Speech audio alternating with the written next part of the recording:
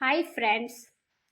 சிகப்பு அவல் அளிக்கும் நன்மைகள்: உடலை உறுதியாக்கும், நோய் எதிர்ப்பு சக்தியை அதிகரிக்கும், குடல் ஆரோக்கியத்தையும் மேம்படுத்தும், கொழுப்பின் அளவை குறைக்கும், இரத்த சிகப்பு அணுக்களின் எண்ணிக்கையும் அதிகரிக்கும், மூளை செல்களை புத்துணர்ச்சி அளிக்கும், வாய்வு புண்ணையும் குணமாக்கும், ஜிம் செல்வர்களுக்கு ஏற்ற நல்ல உணவு.